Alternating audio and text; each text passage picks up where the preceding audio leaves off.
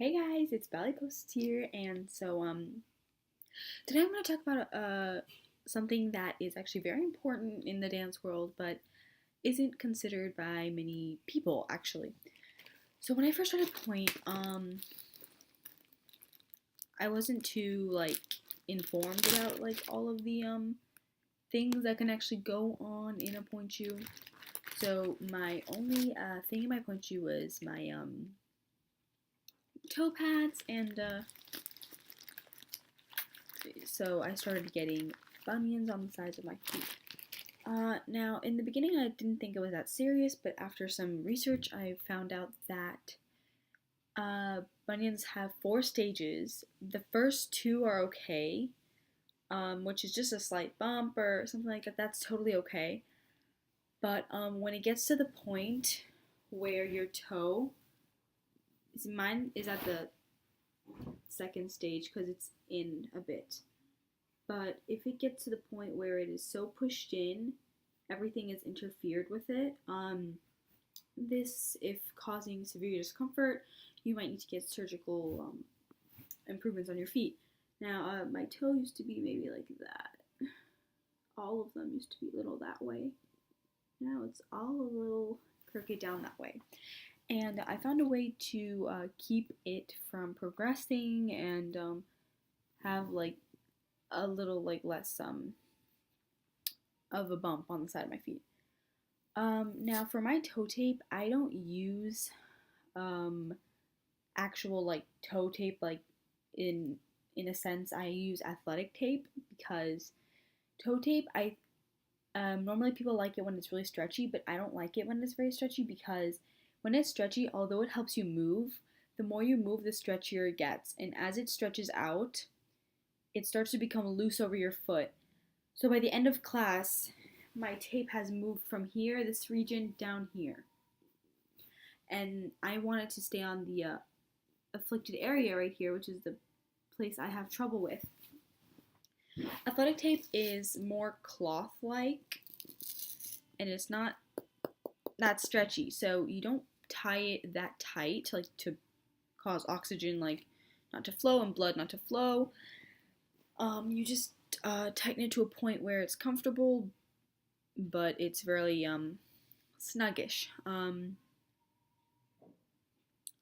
It's actually a lot more sticky, and I found out that when I sweat in these, it doesn't make a big deal out of it. Like the sweat normally pushed it down, my old toe pads down, and they were actually more expensive than these. These I got four of this size, actually maybe this big. Four of these for $12. I got ones half the size of this, more than half the size of this, for $7 each. And I ordered them before I found out that I can use these. So I have one coming into the mail actually today, along with my leg warmers, which I will do a video on.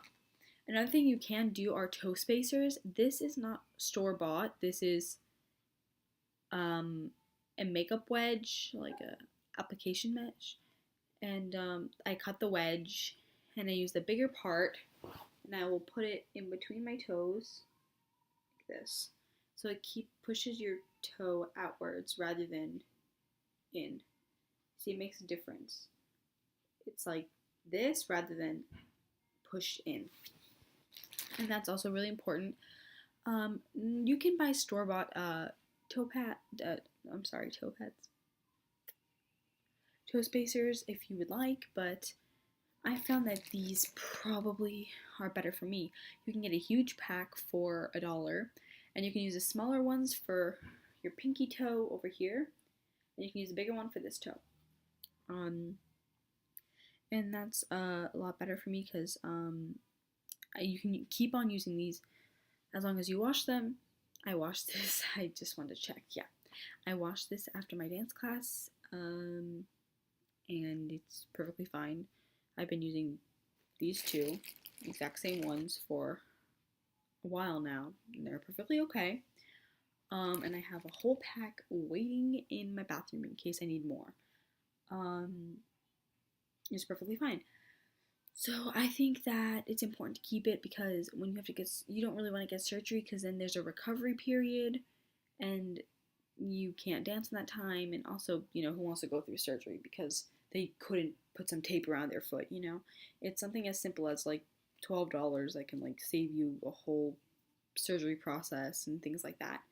Um, so I think it's important for everyone to get onto that because I found out about this a long time after my point, so I developed a early stage of it.